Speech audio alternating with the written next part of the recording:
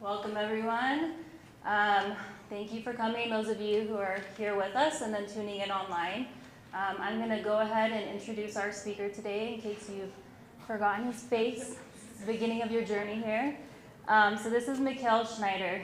He is the CEO, board member, and a minority owner of Nightingale College, a Salt Lake City-based private post-secondary distance education institution dedicated to advancing geographic, demographic, and socioeconomic access to professional nursing education across the United States. A registered nurse for more than 25 years, Schneider has a wealth of management experience in post-secondary education for health professions and healthcare delivery services. He is a published academic author, conference speaker, and guest lecturer, specializing in strategic planning, accreditation, forecasting, organizational development, and leadership. Schneider holds an MBA degree from UC Berkeley's Haas School of Business. So we'll go ahead and welcome Mikhail now. Thank you, Nina. I know. I have heard this introduction so many times. I know it by heart. Okay, so everybody is attending Nightingale right here online. Thank you. There's some collaborators there as well. Well, welcome to this, what is it? We're in fall of 2022 edition of the Future of Nursing workshop. This is the one learning activity that I facilitate myself because I love doing it. I would like to acknowledge in the room we have Dr. Tamika McDaniel, who's serving as the Director of Nursing Education Services. So welcome and thank you to all of you who are here in 3D. Yay! We're going to have fun and interact on all of this. Those of you who are in 2D out there in cyberspace, you have your chat and stuff. And every once in a while, I'll pause after I ask a question, and I'll ask, Nina, are you helping me, right? If there's any. Sammy is helping me. Wherever she is at. She's back. Okay. All right. So somebody's helping me with the chat. In case something comes up and something interesting, Sammy is going to let me know. So we will have a break. We're not going to like 2 o'clock Mountain straight through, right?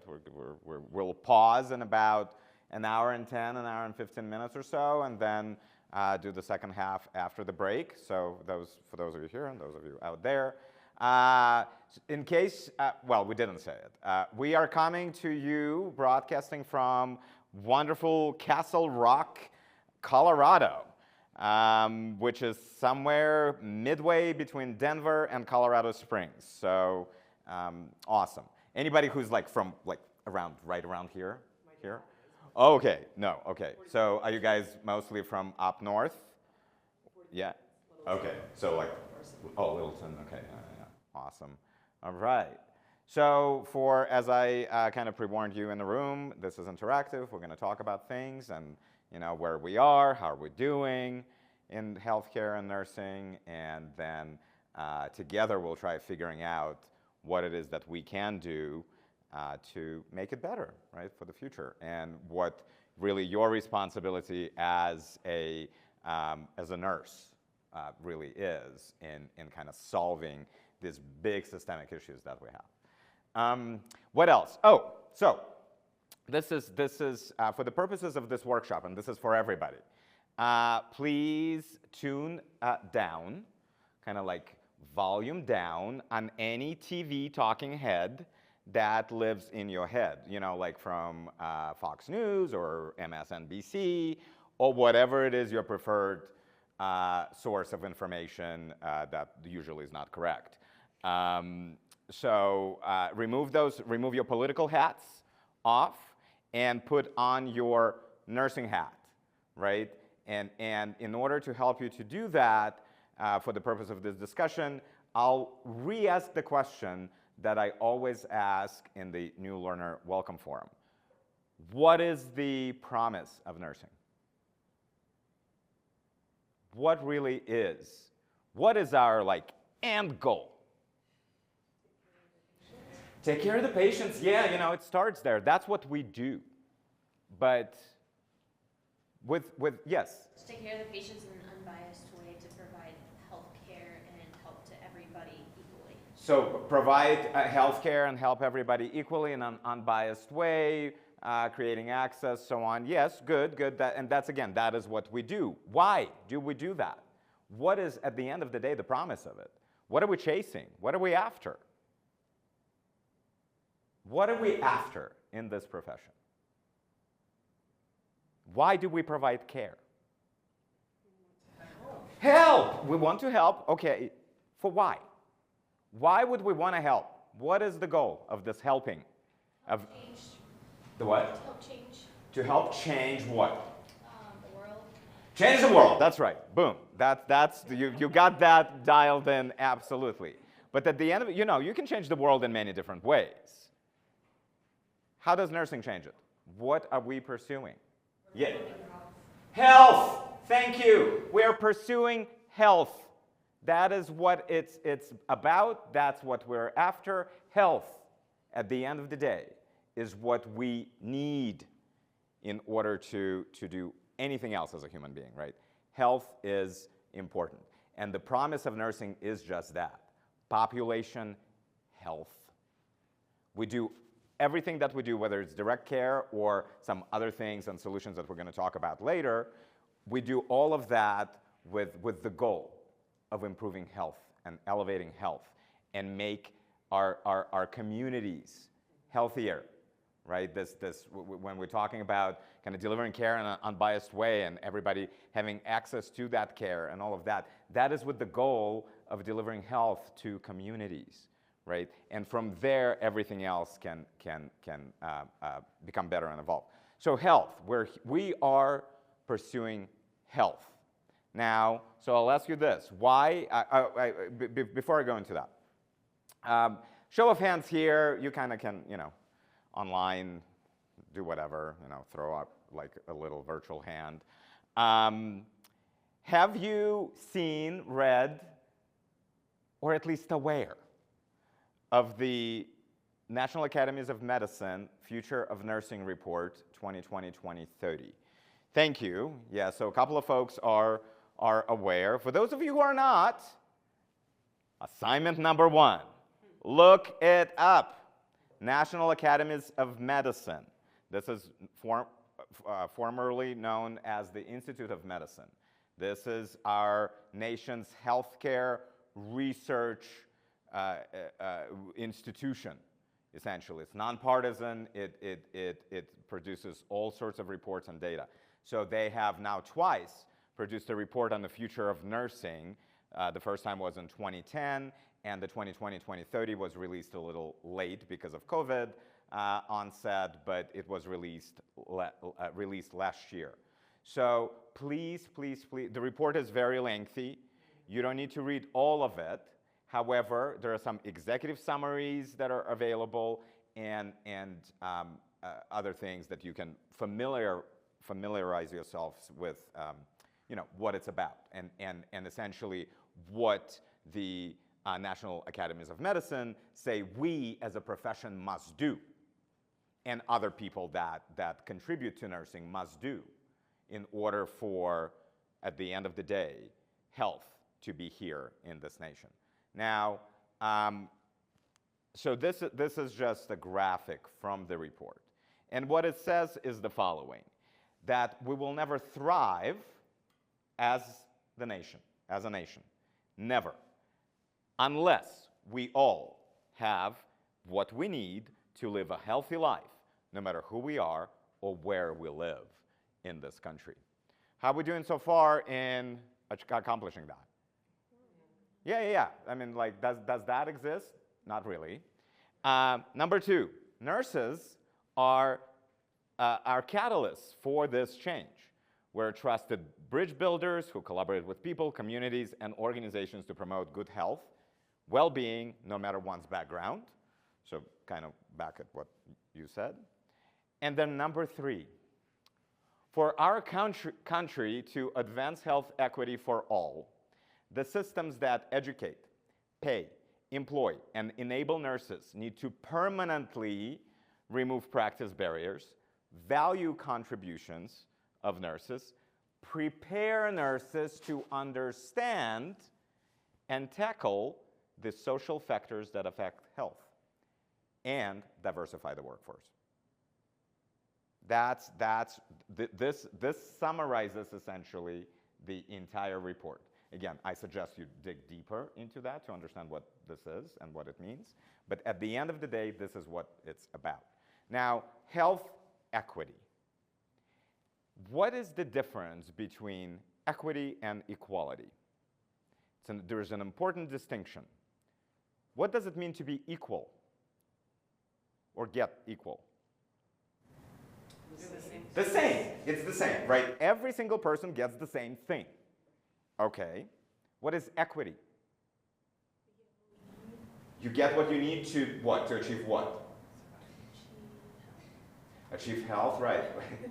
but equity. Achieve the same thing that everybody else. Exactly. To achieve the same thing everybody else is achieving. To achieve the same outcome.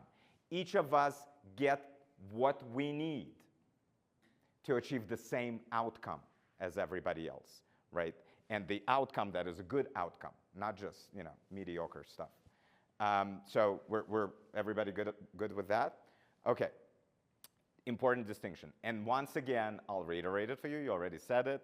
Health equity does not exist in this nation currently. Who does the best with health in this nation? Yeah, Rich. Yeah. This guy.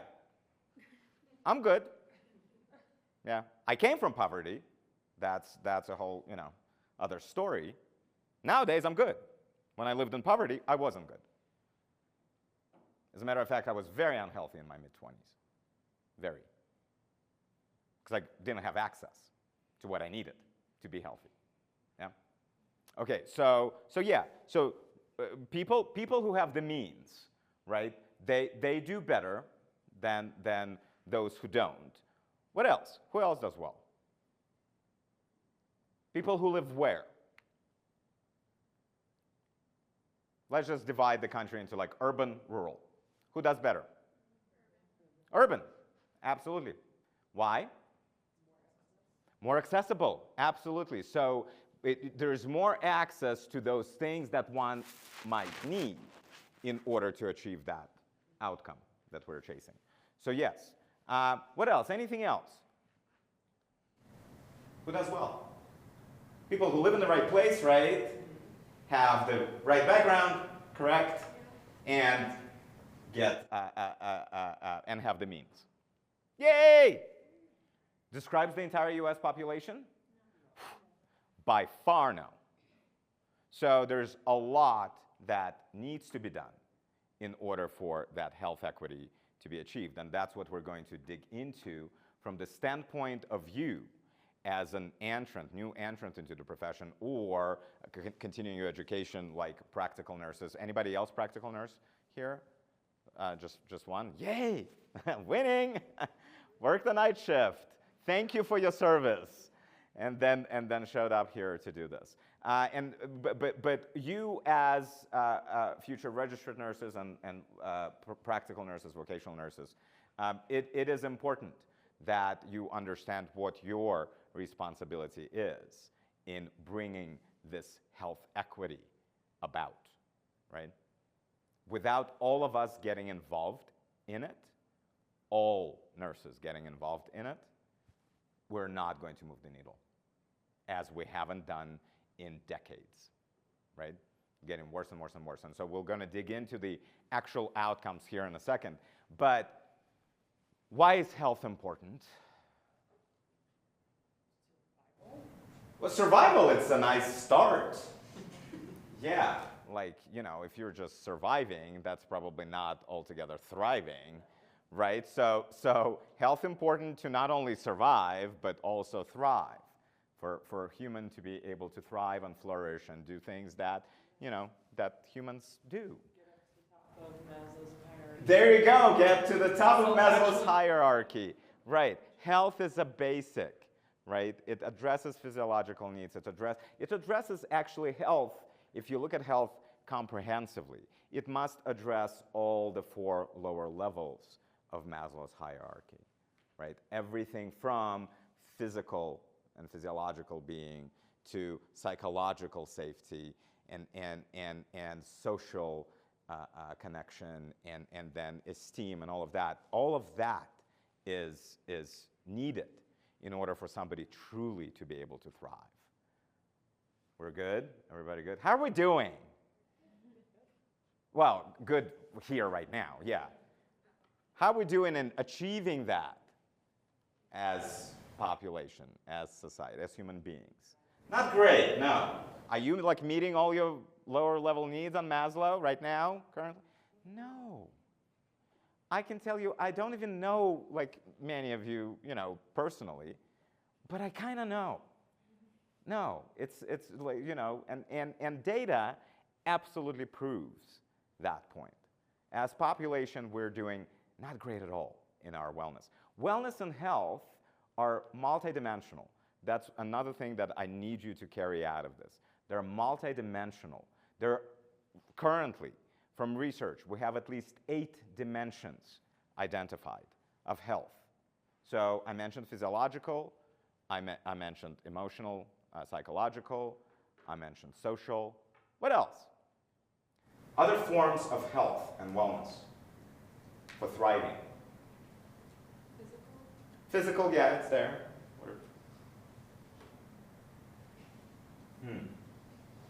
When you think of a thriving human being, think of how, where they're doing well. Money, yay, financial. Okay, what else? What else? To truly have like high levels of esteem, what needs to be there? Support, right. So there's a social, relational type of thing, so support is important. What else? What are you here all doing? Learning, education. You're learning for the purpose of what? Financial, yes, I get it. Future finances are important. But what else? Why are you learning this and not like architecture? Because we're passionate about it. What? I said passionate about it. Passionate about it, right. So you want, occupationally, you want to do something that brings you fulfillment, right? Not just like, wait, we're captive to work, all of us, right? I mean, very few of us are like independently wealthy. That, if you were independently wealthy, I probably wouldn't be talking to you right now. Yeah? Everybody good? But you pursue something that speaks to you, that you're passionate about, right? And hopefully then the rest of your life you work, you earn your living and financial well-being in a way that matters to you. And that's what we call occupational health, occupational wellness, right? You have to work in those areas and then also be safe in those, right? For that truly to work. Are nurses safe in the workplace right now? Nope. A lot that needs to happen in order for occupational wellness of nurses to truly come true. So what else? Why else health is important? It's important, obviously, we said on the individual level. How else is it important? For communities, right. So the healthier the people are, the more they thrive, right? The more and then the people around them start thriving, and the communities start thriving, and all of that. And then what happens? As communities thrive, what happens with that community? Does it grow? They do better. It grows, they do better, everybody's better off, right? Financially, economically, yeah, it spreads out. It's, it's amazing things that health actually brings about. The opposite of it brings about the absolute opposite. Communities fall apart without truly having the wellness that they need. So here's a slide for you there. It's correlated with socioeconomic prosperity of nations. Health is, right? Healthier people equals healthier, more productive workforce. Healthier, more productive workforce equals more and better output, more efficient, better output, right? Hence, economically, the flourishment economically happens. Many of our communities are far away from being able to to truly achieve that. Anything else you want to add to this particular question? Okay. So I'm going to pause and ask Sammy if there's any kind of anything mind-blowing that came up. No? It's like everybody listening intently. I see. Okay. Engage people in 2D, in cyberspace. You're not exempt from this. Otherwise, you're just going to waste 2.5 hours of your life, and that's that. And I'm trying to set you on a path, a certain path for the rest of your life. This is what we're doing today. Rest of your career, at least, on a certain path. Because without you, again, we'll be exactly in the place that we are. So how are we doing health-wise in the United States? Everybody's shaking their heads here. Can we quantify? A bit. It is quantifiable, yes. No, I said bad. Bad. Bad is correct, right? Comparatively bad. I'll show you this. This is comparative healthcare system performance scores. This compares us to pretty much the rest of the Western developed nations. So, developed, industrialized nations. Everybody's like, and then boom, cliff. That's how we're doing. Yay, winning. We're all about winning here. Yeah, beating ourselves in the chest and saying, oh, how great are we? Not that great, if you actually look at data. Yeah? It's like, boo, boo, you're a boo. Australia, Canada, we're so much better than everybody. Nope. Not in that anyway. And by definition, if we're not great at this, we're not great at the other things either. Truly, fully.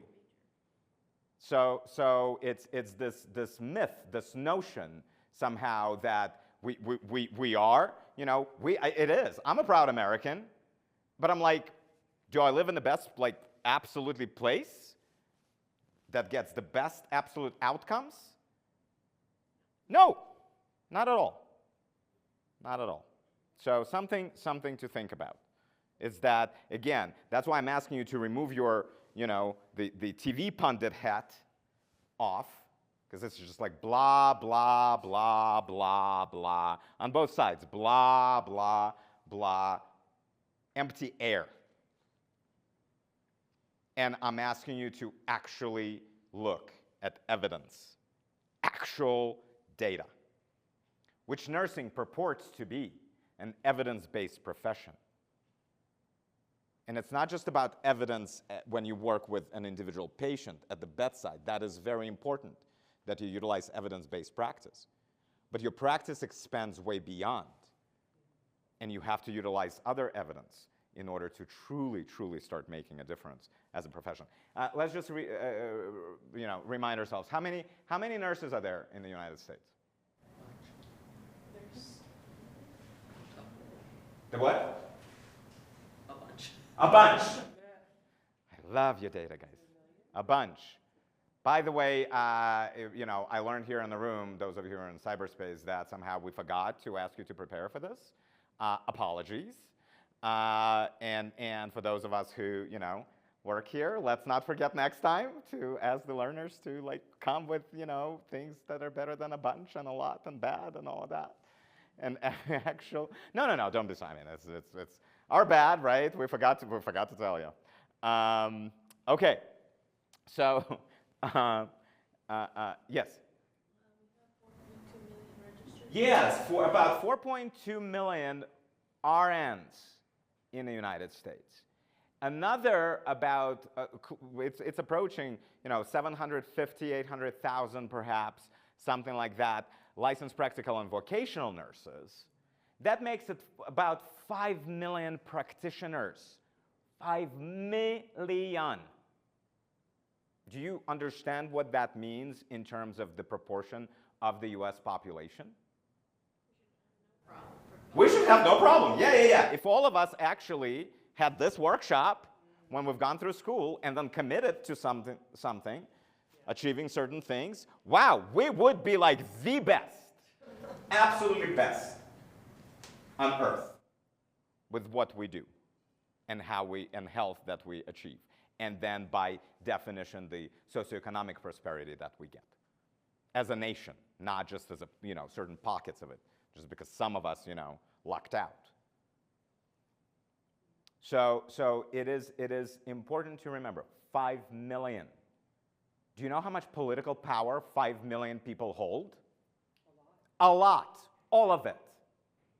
If we had any political will in this profession, or any political know-how in this profession, or if we actually got out there in the midterms, as in coming up in a couple of weeks here, and voted for health issues,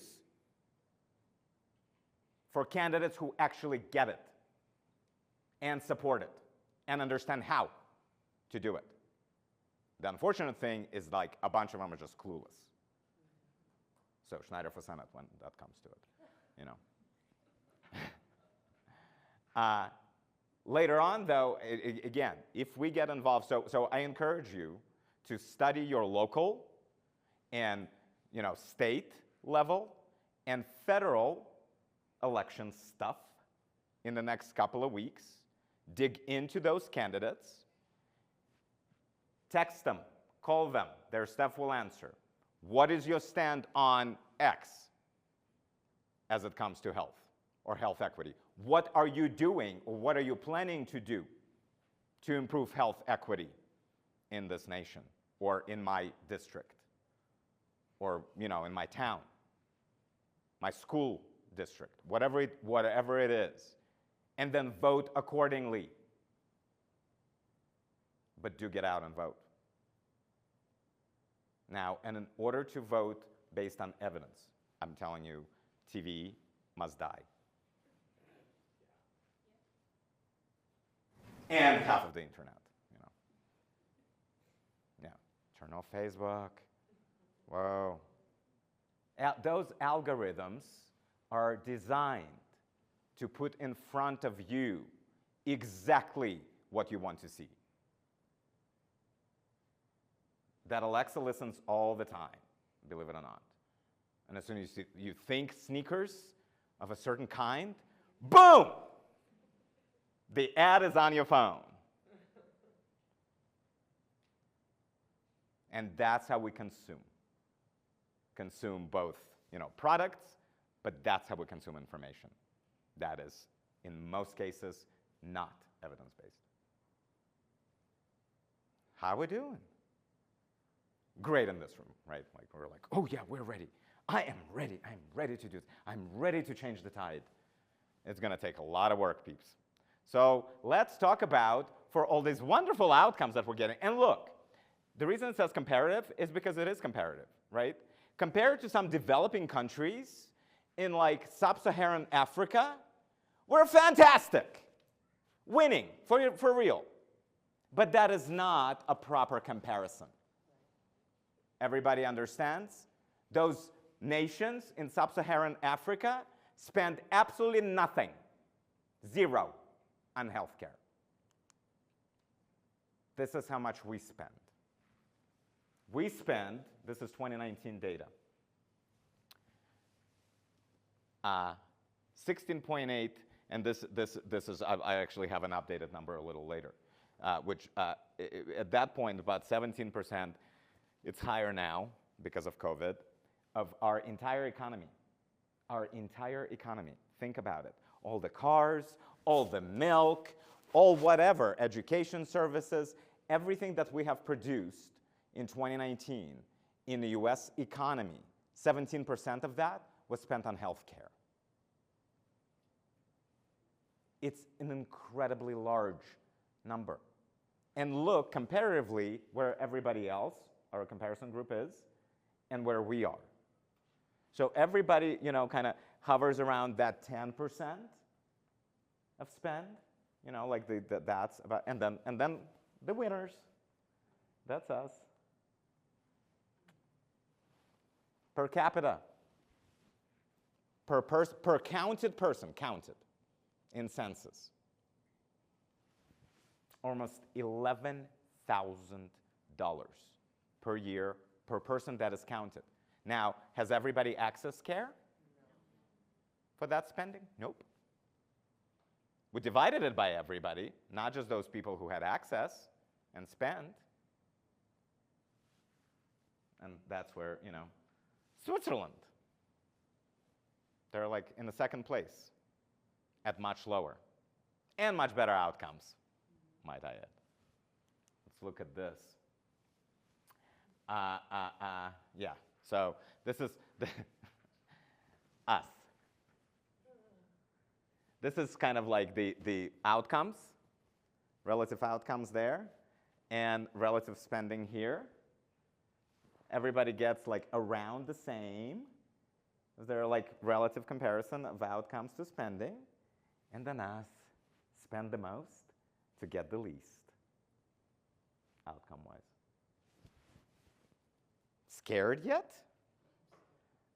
I am. Trillions of dollars. The latest number from 2020, $4.1 trillion. You know how much trillion is? It's like, it's a good thought exercise. You just start writing, you just write a 1, on a paper, and then you write like 3 zeros next to it. $1,000. Many of us understand what that means, right? Add another couple of zeros, we'll get to $100,000. Yeah, that would be like nice living. At 100,000, add another 3 zeros, we get to 1 million. Add another 3 zeros, we had the billion. Add another 3 zeros, that's $1 trillion. And then multiply that by 4. I know. It's like, it's that emoji, one of my favorite emojis on, that guy. All right. Affordability. Healthcare system performance. Affordability. We have the worst affordability of services in this country. Equity. Get the gist? Cost-related problems based on income. Winning. Yeah. Higher income, even at higher income, 27%. Low income, half. 50% of population experience cost-related access problems.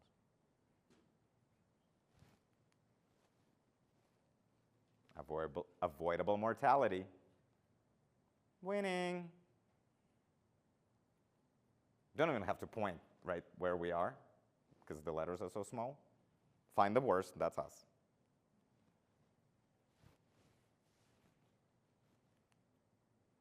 Life expectancy. Everybody going that way, we're going this way.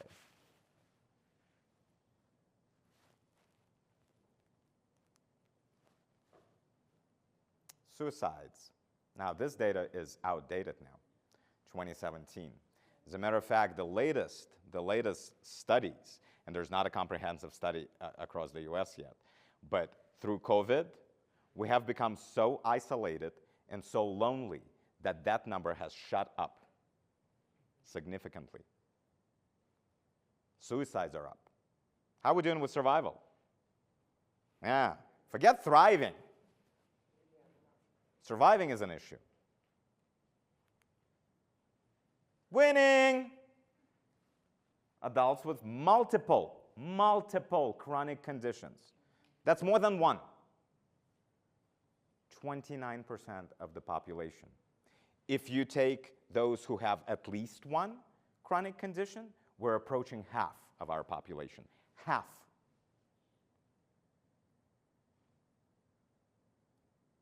At about 150 million people with at least one chronic condition. Winning! At least 40% of our population is clinically obese.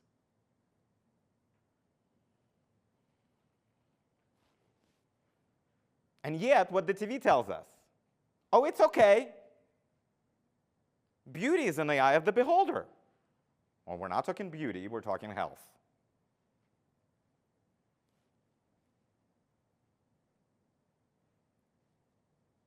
Something to think about.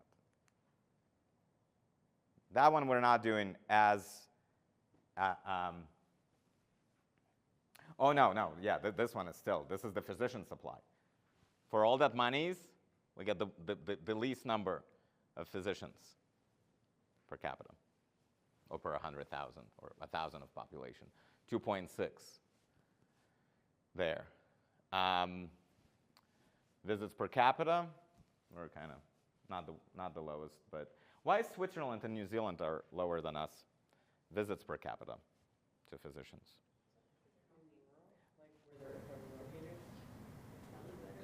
They're in better health. They don't need to go. They put their money to good use to actually get health. They can go one time and get the solution. Exactly. If they need to get to a physician in the first place. Because guess what? Health itself doesn't require physicians or nurses or pharmaceuticals or any of that. Health is, as a matter of fact, absolutely unprofitable. Everybody gets that? Yes. So I want you to think about that particular thing. Is everybody in this country interested in getting to health? No. No. Because the profits would shrink in certain areas. Absolutely would. And that's not what we're all about.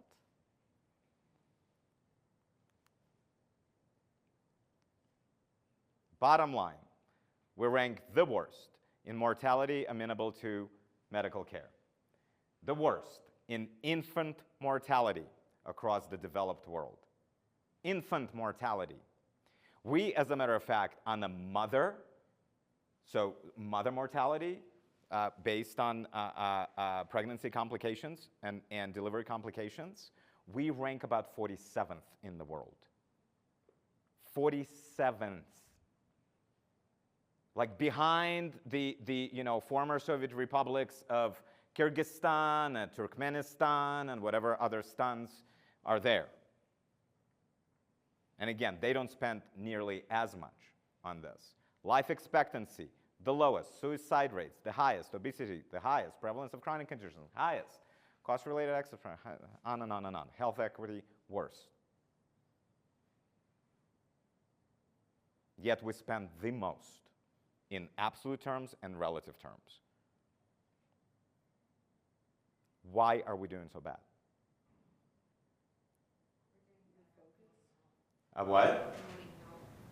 Yeah, we're doing nothing to promote health. Yeah, it's unsexy. Health is, and a lot of freaking work. Oh. It costs money. Right. Actually getting health, right, it costs more than getting on health. And we'll talk about that a little later. So there's multiple reasons, but I just want you to like kind of sit with this. This is 2020, 4.1 trillion, almost 10% up from the year before, at 12,500 per capita. Almost 10% of US population is uninsured, growing. Almost 20% of our entire economy in 2020. Granted, there was some government spending on COVID that went into this, and so these numbers are a bit inflated. As we're getting COVID into the endemic stage, they will come down. Hopefully, like 2022 data should be better than 2020 data, but still, it's still very, very high. Okay, so let's talk about who pays for health care. You know those protests back a few years ago, government, hands off my Medicare? Medicare is government. I'm like, newsflash.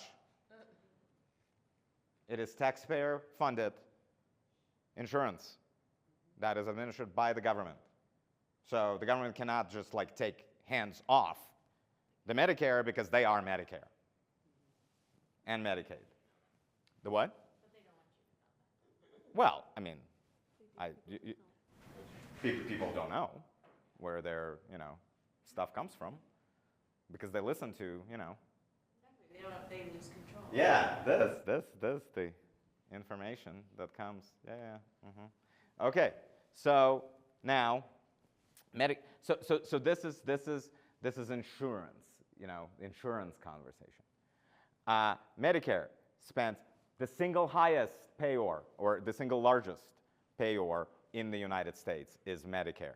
Medicare as a one payor, right? One insurance company spends the most out of anybody else.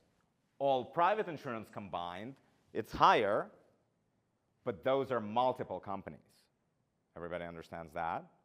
So single payer the highest, then the second highest is state-sponsored programs, Medicaid, and then private insurance at 1.15 trillion. And then, in addition to everything else, we do pay out of pocket quite a bit in addition to insurance. Any questions on this?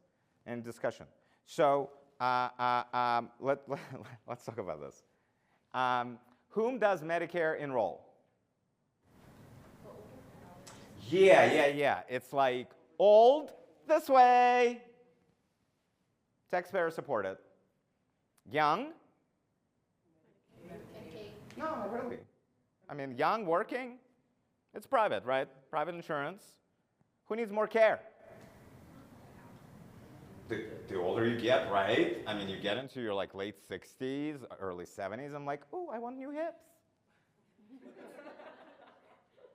Because, I was like, I did what I wanted. I carried all the weight on for many years, and now they're giving out. So, new hips, please, knees, ankles. I don't know if they do ankles. Probably not. So yeah, who else? Who else is enrolled in Medicare? The oldest population and by far the sickest, right? The illest. Who else? Who else gets Medicare? If they're not old. Disability? Yeah, and not just any disability, but people with end-stage conditions, like end-stage renal disease. After you've been in end-stage renal disease for 30-some months, no matter what age you are, you get Medicare. And Medicare, through taxpayers, pays for what for your treatment, to keep you alive and get you on dialysis and so on and so forth. And in the private insurance, as we said, younger folks, right? The folks that may not require as much care. Everybody understands that the number of people enrolled in private insurance way outweighs the number of people enrolled in Medicare. Yeah? Medicare spends almost $13,500 per enrollee per year. Private insurance, $5,900, less than half per enrolled person, less than half. Now, imagine car insurance, yeah? Like a car insurer comes to you and goes like, okay, the worst record you have, I will only take those who for sure will get into an accident. Like that is my goal in life, is to only insure people who will cost me a lot. And then forget about those people who, drive well and abide by, like don't drive drunk, abide by laws and doing all of that, speed limit, all of that stuff. Yeah? Would anybody in their right mind do that? No. And yet here it is.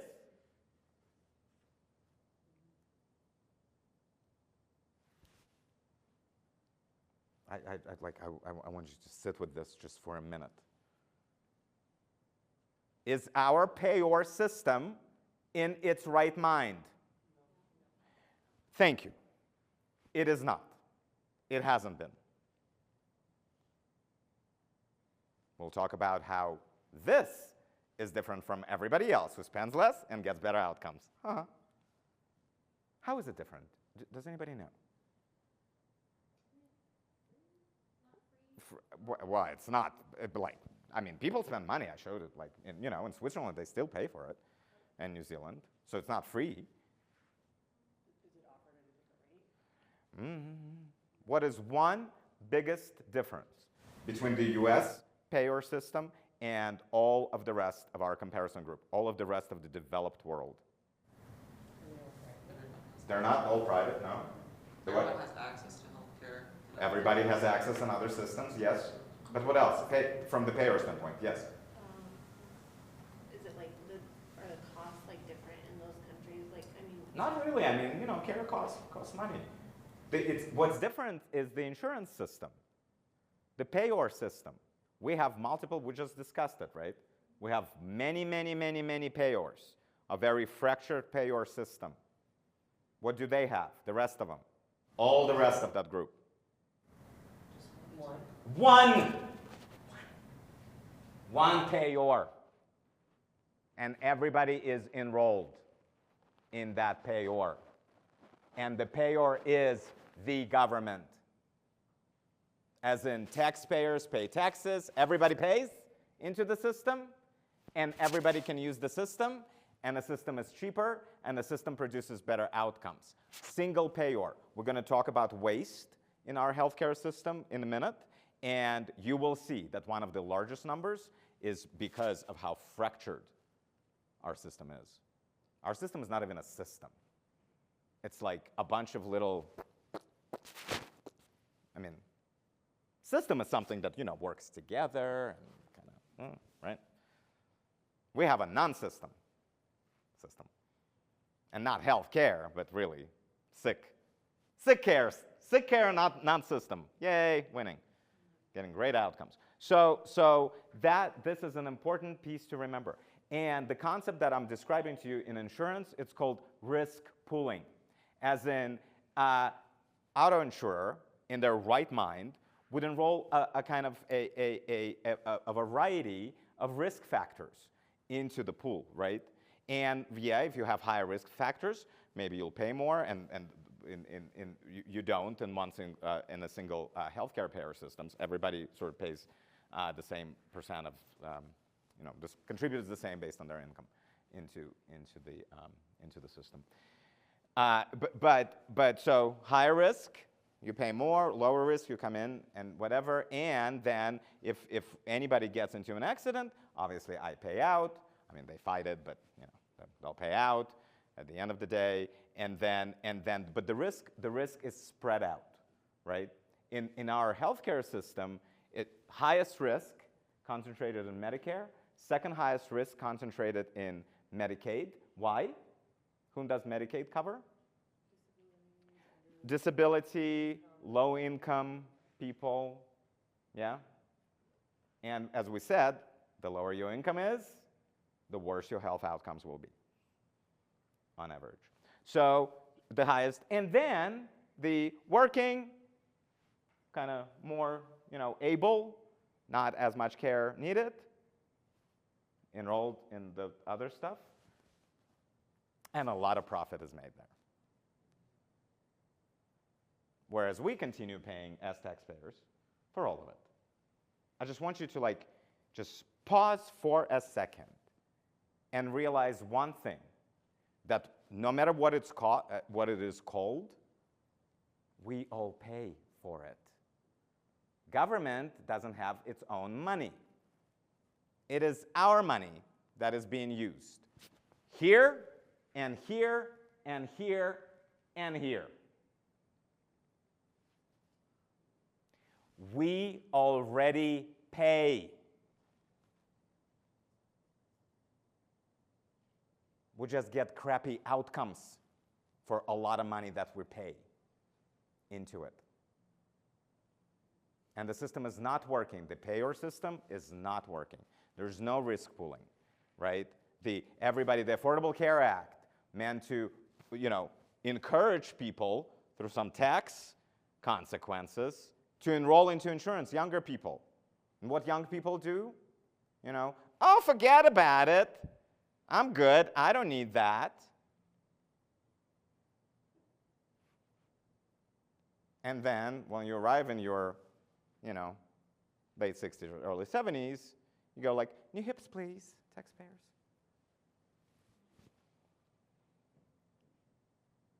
So anyway, gets me going, this stuff. This is sponsorship of healthcare. Federal government pays 36%. This is in 2020. 36%. More than 1/3 of the entire healthcare spending. And by federal government, I mean taxpayers. Everybody good? Households, second largest, 26. So add those two numbers together because they're still you and me. Yeah? Private business, 17%.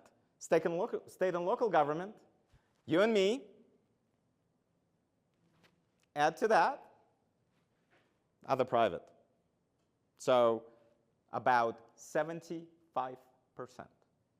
of that $4 trillion is paid by us, by taxpayers and working people. Already. And yet we keep fighting a better system that actually has been proven to work decade over decade over decade and get better outcomes. Think about that. How many nurses in the United States? 5 million. If 5 million of us said enough is enough, guess what? The change would come. Better stuff would come. Better health would be. Less spending at the end of the day would be, because we would start focusing our spending on the right things. Where do the dollars go? Hospital care, surprise! 1/3 of the entire spend. Hospital care. What do we treat in hospitals nowadays?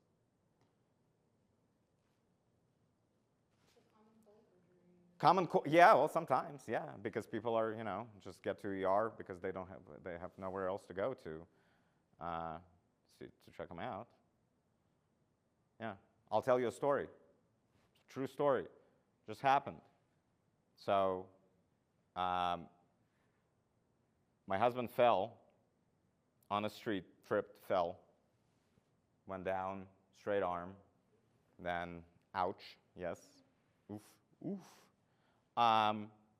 Next morning, I'm like, okay, you're in so much pain and whatever, let's go, let's get some x-rays. We go to urgent care first, yeah, and there is whoever, PA there, physician assistant, order x-rays. It's like, oh yeah, ulnar, so elbow is broken. Ulnar fracture. And it doesn't look really good, so they put a cast on, and they're like, go to ER just so they can reconfirm that, and that you don't need a surgery like right now. It's like, okay, let's go to ER.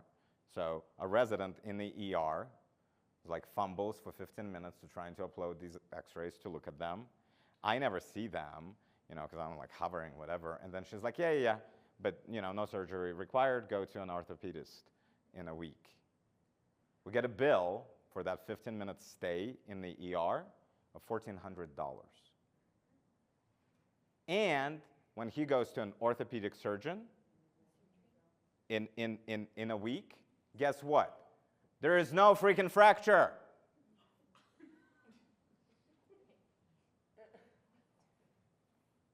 Ta-da! U.S. healthcare. No fracture. Misdiagnosed. Wasted care. Twice misdiagnosed by a physician assistant and then again by an MD in residency. How are we doing? Not great. Not great. But you're right, back to what we treat in hospitals, actually. What ends up in hospitals? The hospital system was built for what? Acute care, yeah. Something like acute happens, right? You're like, da-da-da-da-da, down. The bones are actually broken, you need to fix them. Okay, yay. Or, what was happening after World War II a lot? Yeah, people were doing, a lot of loving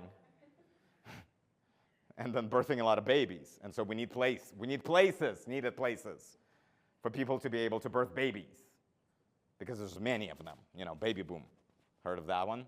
Yeah, it's like boom, baby, boom, boom, boom, right? So we built a whole system. It's like that was an acute problem. Baby's an acute problem. It's there, and then boom. They're here, and then you take them home. That's it. The problem done, solved. Right, and then, 18 years of pain for the parents, and no sleep for the first 5, as I hear. But what do we treat in acute care now? Which illnesses?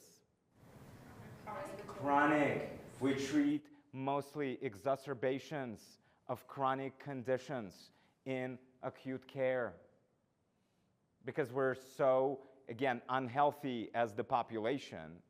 All of that spills over, and we don't have access to care, and we don't seek care. Nobody tells us about how to prevent disease or manage our chronic conditions effectively or do anything of that. And then mismanagement of all of that ends up in acute care and costs a lot. We toured a hospital yesterday, a critical access hospital in Canyon City. Yeah. Great facility, but they have like this there and this there and this, they can take care of everything. But everything comes from mostly not from like, oops, I fell, or oh, oops, I'm having a baby. I mean, sometimes it's an oops, right? But it comes from untreated and poorly managed chronic conditions. So physician services, you can see it there, the second highest, 800 billion. Prescription drugs, $350 billion. $350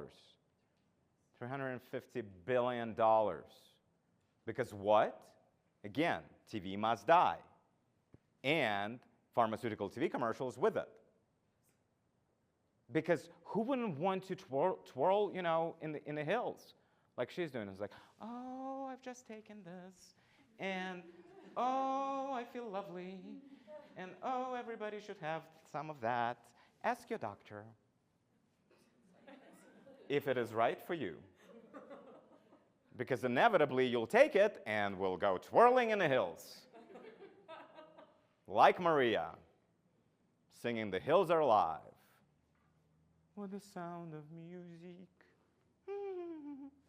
Yeah, that's about how it happens.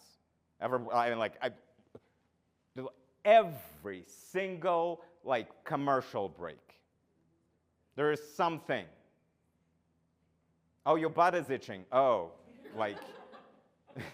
ask your doctor if whatever is right for you. Goodness. Right, and then what do consumers do? Because this is, don't get me wrong, a very consumer-driven culture that we have, right? We see something, obviously it could be, Coca-Cola, and we're like, I want me some magic. Yeah, because Coca-Cola is magic. It used to be happiness. Have you noticed how they changed from happiness to magic? Yeah. So it's like, or again, it's a commercial for a drug, and then we go to our doctor, and the doctor has exactly 47 seconds to spend with you, and in those 47 seconds, we're like, I want to twirl in the hills. Give me. My mother. She doesn't like her doctor, and I keep pushing her to go to that doctor. And it's like, well, she told me I'm fat. I'm like, you are, Mom.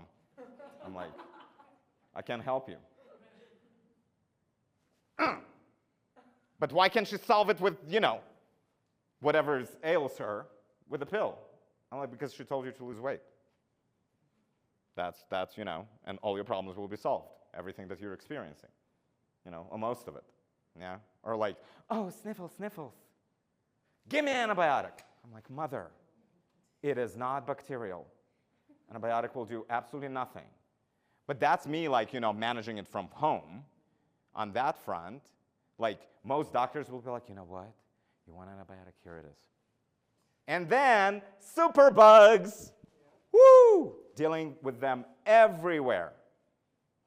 Bugs that do not respond to antibiotics anymore because we've been like, you get an antibiotic. Like Oprah, you get an antibiotic. Everybody gets an antibiotic, right? Or whatever else, drug you prefer. Anyway, so that's that. And you see the rest of the spend where it is. Do you see anything in here that would suggest that we spend $1 on preventing disease or promoting health?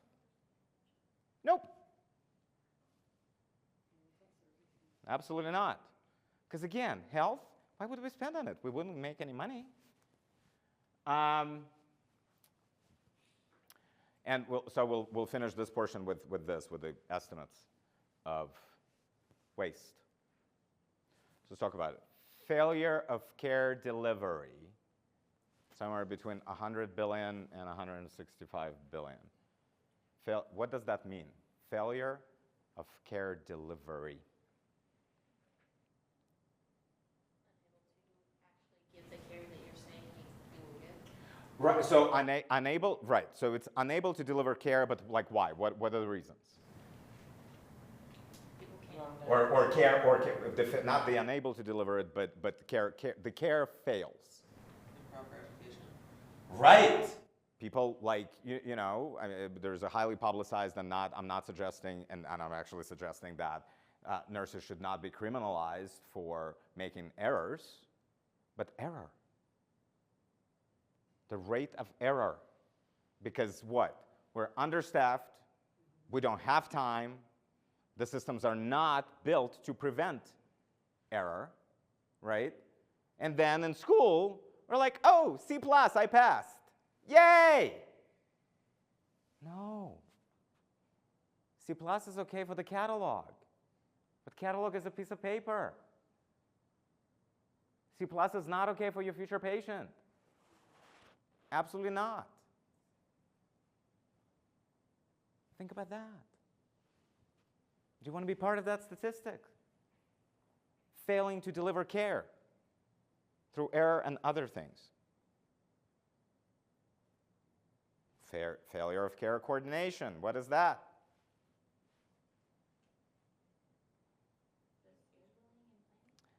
Scheduling and planning, not really. It's communicating between numerous providers. Remember the break in the arm that wasn't there? Yeah. So that's a failure of coordination as well because that X-ray that was taken in one place isn't necessarily read by anybody who is actually qualified, like a radiologist, to read the X-ray.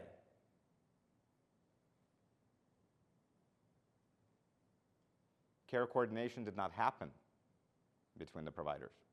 Plus, we went to different systems. Because my insurance told me urgent care here, and this kind of services here.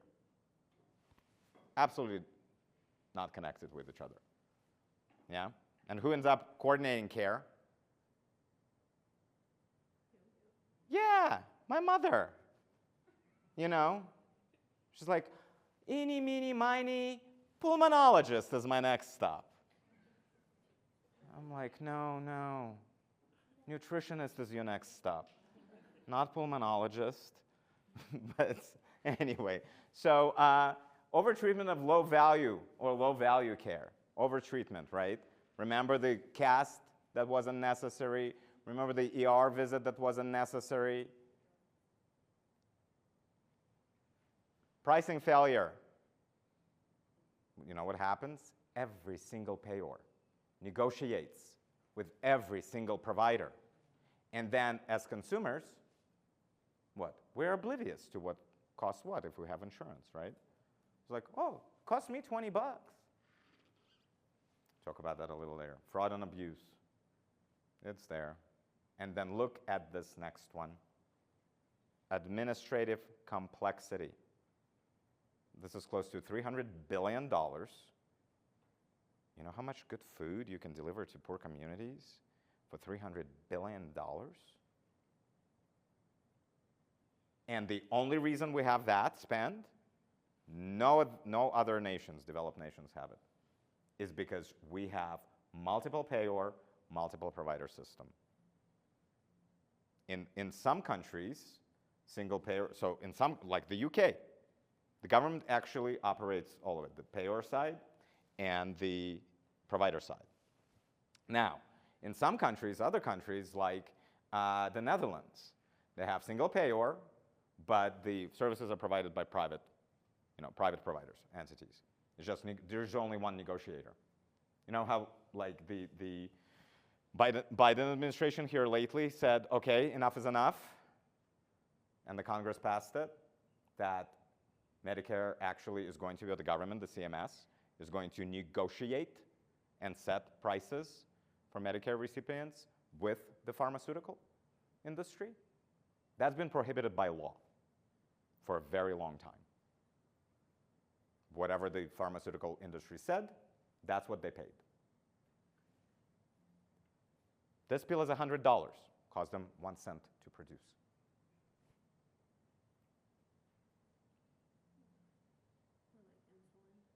Yeah, like insulin, costs nothing to produce that. And people needed to survive and all of that, and yet they cannot afford it because it's not priced fairly, because competition doesn't exist in the pricing. That's the pricing failure there as well. Administrative complexity, again, like all of the billing and all of the, imagine how many systems, how many people need to be employed to like, oh yeah, then I'm dealing with, I'm actually, on the phone. I'm like, no, I'm not paying you $1,400 for A, doing nothing, and B, misdiagnosing. You do not deserve to be paid. And who's going to win? This guy. How many people like me are there and know how to do that? Nope. We will go and instead of buying something, that's your Christmas list, you're going to give it to a hospital that did a horrible job. So, all right. On that, lovely note of pointing out that about 25% of everything that we spend is wasted. $1 trillion. Wasted. We will go to break. Okay, so you guys have like 12 minutes. Yeah, I'll give you 13. Okay, so come back in 13 minutes. You in cyberspace as well. We're taking attendance, so don't forget to come back. All right. All right, we're on? Okay, great. All right, welcome back, everybody. Finish up your, chewing and opening, loud packages. I'll give you a few, just do it fast. All together. See those people in cyberspace? We have food. We have everything. Everybody's nicely satiated. It wasn't all bad for you. Just part of it. All right. Okay, so let's start with kind of thoughts, general thoughts, questions, comments, anything so far? How about just I'm scared? Yeah, scary. It is. If you truly look at it and then start digging into it, it doesn't look great, right? And it's the issues are systemic, meaning that it's baked in. Right? It's like there's not absolutely an easy solution to any of it. Well, Yeah. going to take a long time. And it's going to take a long time, right? It doesn't just happen tomorrow. No. It won't even happen No. in a year. It's just. It's cultural change, it's social change, it's political change. I mean, it's not, and you know, yeah, it's gonna take a while, and it requires a lot of work. But the point is, who needs to do the work? You do. Yeah, and better than, you know, us. It's kind of like a cop-out thing, right? It's sort of like, oh, it's us that are responsible, and then it ends up nobody, right? Like as soon as we say we are responsible for something, then it deflects that responsibility away from you as an individual. So a better answer would be, I am responsible, right? I am responsible to do what I know I can, and drive the change that I can do, and you know, in order to have this impact that I want to have, or the change that I want to see, I have to be doing it. The reason I'm doing this, right? I didn't know, like I'll tell you, this is a true story. So you know, I've been a nurse for over 30 years now, and licensed in the U.S. as an RN for 25 plus. 26 actually, and you know, as soon as I started working, I was like, this just doesn't make any sense. The system doesn't make sense. The outcomes don't make sense. The spending doesn't make sense. Like I want to change that, but I'm a nurse. I'm just, you know, I work with my patients. What can I do, right? And so at first it was through kind of pursuing leadership positions, and saying that. You know, and kind of, you know, cheering people on, my teams, and saying we can do better outcomes. We can, right? We can get to better outcomes. If we put our talent together, our expertise together, our skills together, we can get better outcomes for our patients. So it starts there, and then at a certain point, after kind of progressing in a management career, the question, you know, was like, I still don't see this scaling or having really, you know, big impact. Yes, I'm affecting, you know, certain patients, therefore certain families, certain communities, but it's, you know, it's not big enough to make a dent in any of this. And so that I went for career counseling at a certain point in time, and, you know, which led me into education. And so the reason I'm doing this, and the reason I'm standing in front of you, and I will continue doing this, you know, on and on and on, with every single incoming class, is because I believe through that's my contribution to have you start thinking, and then committing to change, and committing to driving, you know, and then talking with your colleagues wherever you are and wherever you practice, wherever you end up. We're not powerless as a profession.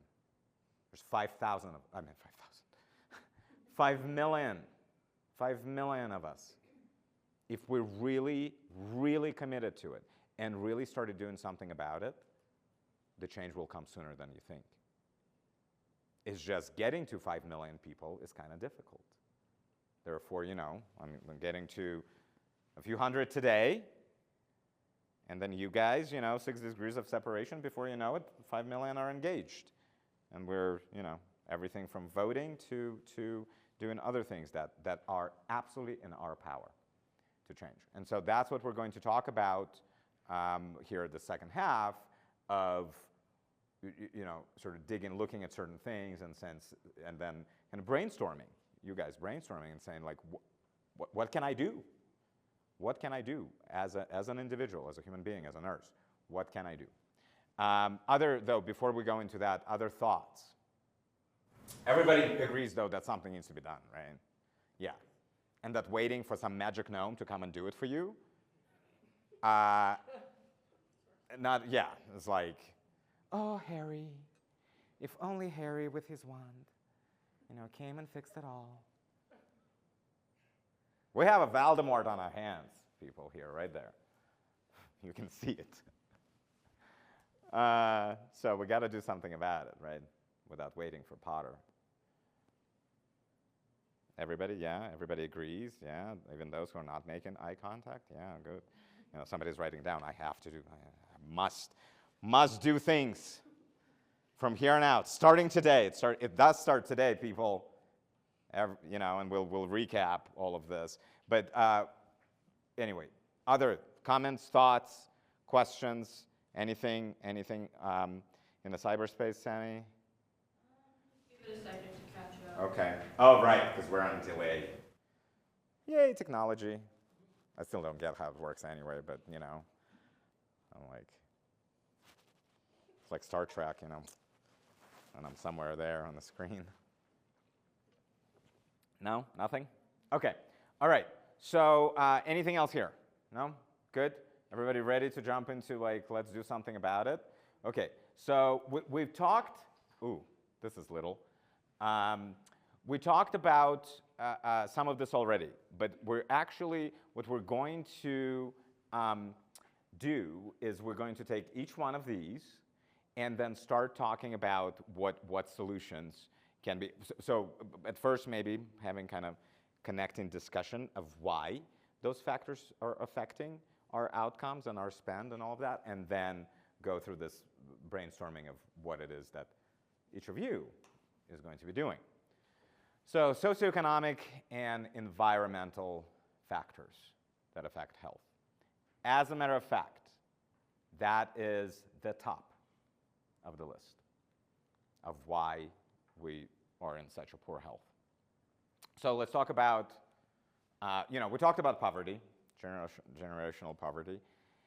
Outside of, not having access to care, perhaps, what else? Why else this is such a huge factor in the poor outcomes?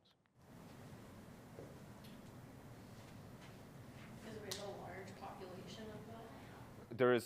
There is many people who live in kind of intergenerational poverty, but why? But what happens when you live in poverty? What happens? Do you avoid getting help? You avoid getting help? Maybe. Let's start with education system. Do you get access to really, really good education? No. The resources are unavailable either, right? Do you have access to good nutrition? No, because what's cheap? Everything that's bad for you. Yes, ramen noodles, 2,000% of sodium in one serving, of daily intake or whatever. I don't know if it's 2,000, but, I imagine. I haven't read that label in a while. But yeah, everything that is bad for your health nutritionally is unfortunately very cheap. I told you, in my mid-20s, after immigrating, coming to the States as a refugee, and being poor and absolutely having nothing, my daily diet for a while consisted of 2 Whoppers for $2 and some fries, another 50 cents, whatever, 99 cents for the fries, and so $5 a day. How was I doing nutritionally? Yeah, by my mid-20s, I found my, plus, I was like, what kids do now, right? It's like House of Dragons. Yeah. HBO made a whole show about it, apparently, about vaping. Yeah. Oh, nothing. Oh, it tastes like peach. It's delicious. Yeah, it's not going to do anything to me. Yeah. I was on blood pressure medication in my mid-20s because of being overweight and a smoker and all sorts of stuff and not getting at all the nutrition that I needed. Do you know how much sodium a Whopper has? Probably as much as ramen noodles. Yes. Okay. So that's there. Anything else? Poverty. What else about poverty or generational, intergenerational poverty. What else is very true? Is it easy to get out of it? No. Why? Yeah, because of the system. Exactly. Because the systems, every system that's been designed, first of all, remember this is Deming. This is 1950s, and he talked about systems per se, but said something to the extent of every system produces the outcomes that it is designed to produce. If you want different outcomes, you must change the system. Not just scratch at it, whatever, but blow it up and change it if you want different outcomes. And another thing about systems is very true, is that every system is designed to perpetuate itself. Like Repeat over and over and over again. And as soon as you start pushing against it, guess what it does? Pushes back. Status quo is very powerful. No! Government, hands off my Medicare. Because some, genius on TV told me to do that. Yeah. So that's and these systems are difficult to break, very difficult to break.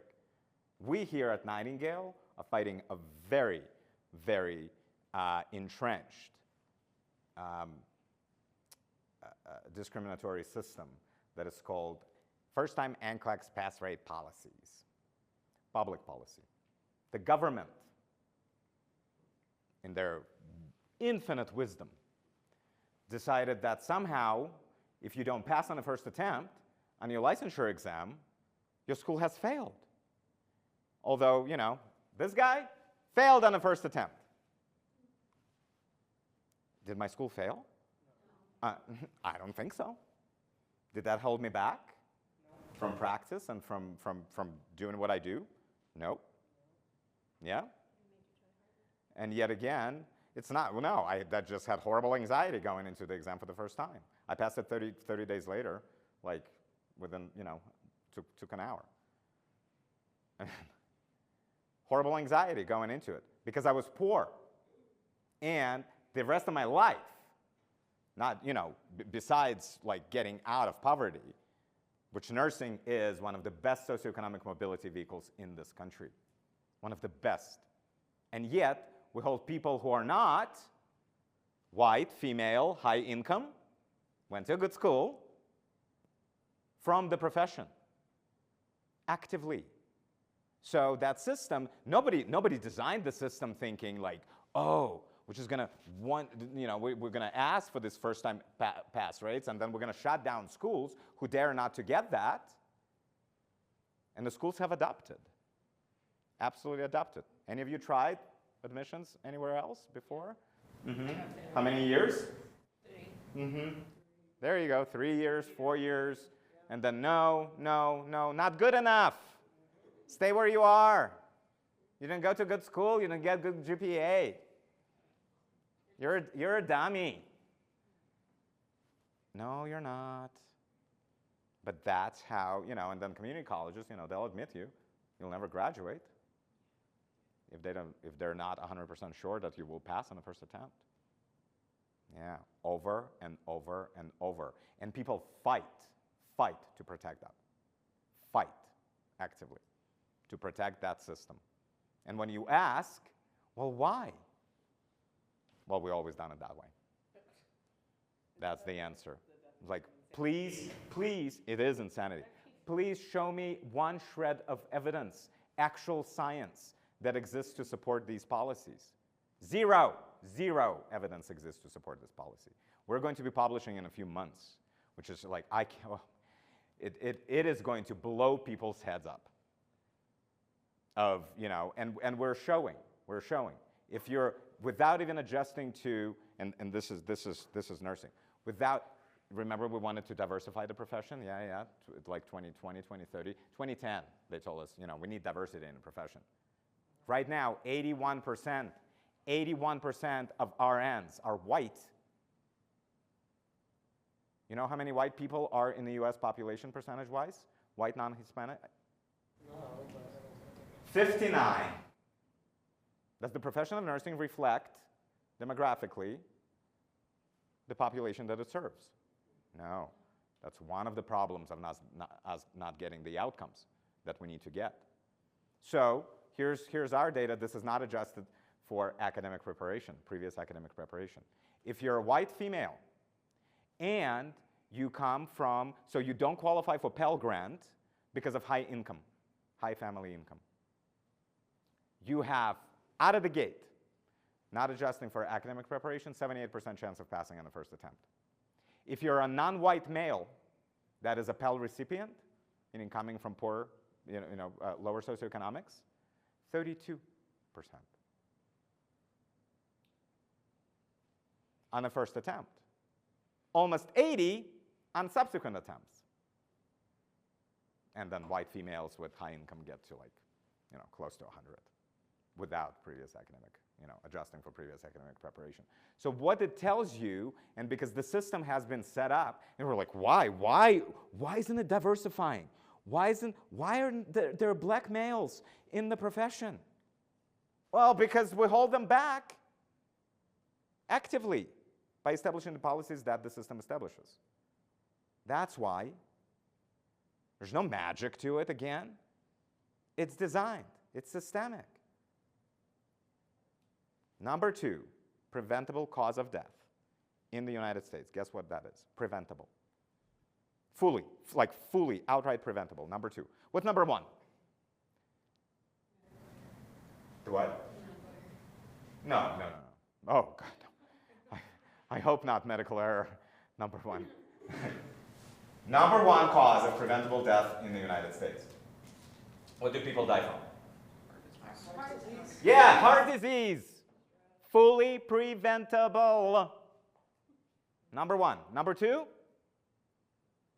Fully preventable? That kind of contributes to heart disease and so on. Yeah. Cancers. No. Cancer. Which cancer? Lung cancer. No, colon. Colon cancer. Number 2 cause of preventable death in the United States. Who dies from colon cancer? Which demographic group dies from colon cancer more than anybody else? Black males. Why?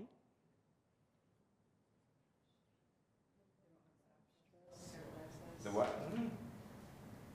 Access to whom as a care provider?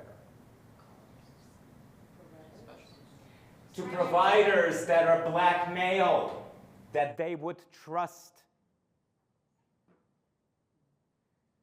You can be a white female explaining something to like a Native American, all you want. It is not going to sink in. Because you have no idea of how to approach it. You have no idea about the decades and decades of systemic stuff that happens to a certain population that then prevents them from trusting. And with black males, it's like that. They trust the system the least.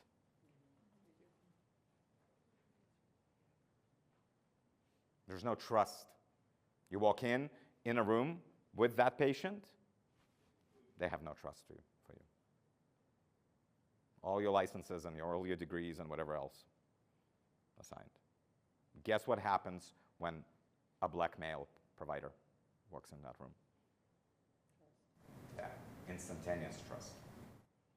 It's like, oh yeah, oh really? There's no stigma to let somebody around my butt to look, with a scope and remove some polyps? Nope. And that practitioner can say, I, as a matter of fact, just did that. I've screened. There's no risk, and it's going to prevent something from happening. Polyps removed, timely from the colon, prevent cancer. Polyps that are left unchecked flourish into cancer. Yeah. So that stuff is there. Social isolation, loneliness. I mentioned it before, right? Social media ain't social. It is not the same as this. Zoom is not the same as this. There are actually some things that are happening when we're together in person. Certain things trigger in our brain that is good for us, that we cannot get any other way but being with other people. Does everybody know that? No. Do we think those likes and whatever, oh, that's a cause of stress? Why, I posted something and it did, I only got 5 likes. What happened? I'm no good. I better post something else.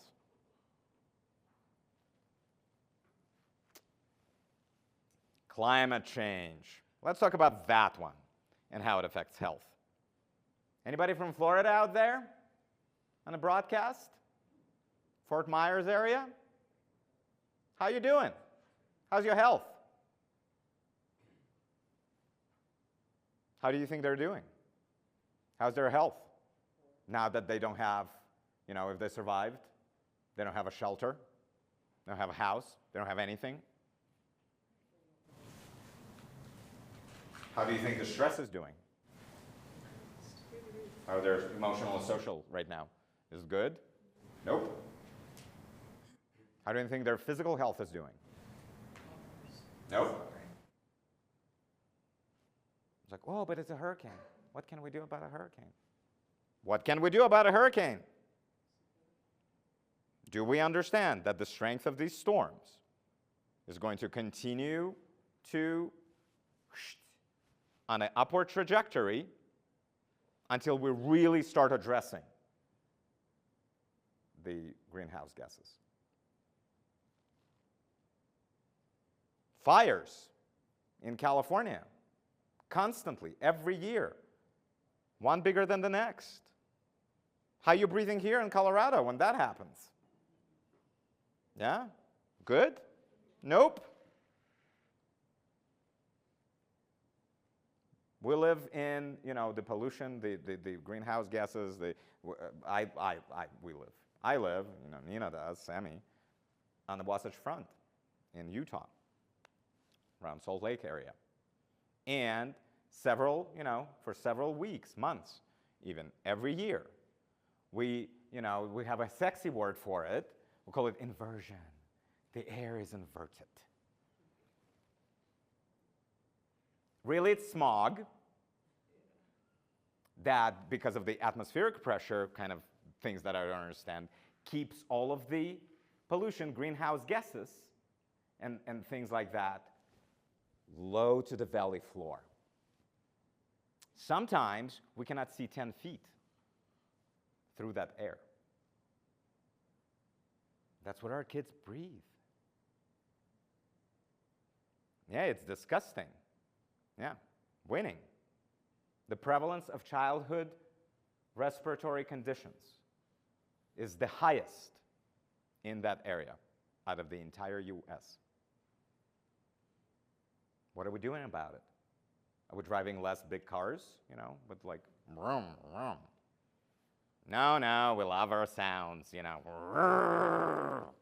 rev it up. We love our meat. A lot of methane comes from poop, cow poop. That's simple.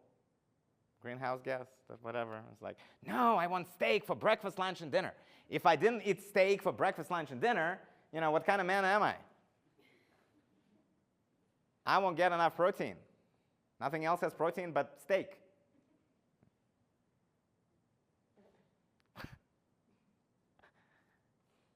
As a matter of fact, many other things have protein and enough without you ever needing steak as a lifestyle choice.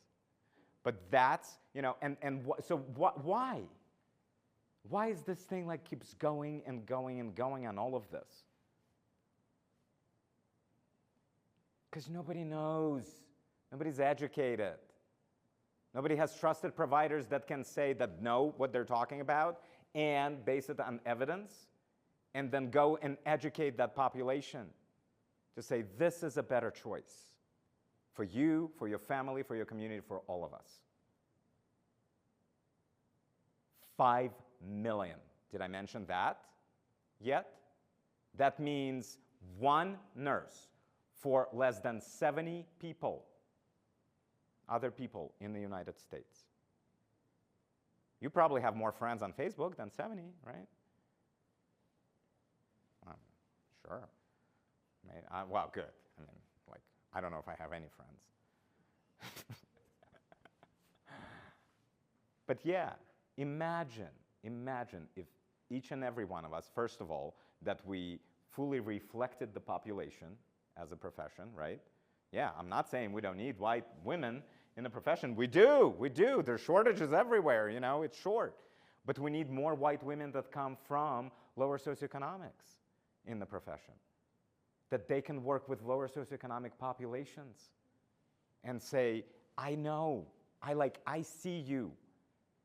I know exactly what you feel, because I've been there, I've done that, right? And then guide somebody in a way that is relatable, rather than, you know, just sage on stage, you know, floating into the room. Look at me, I'm a nurse. Well, that's great. You know, so yeah, the profession needs to diversify in order for us to even have a chance then.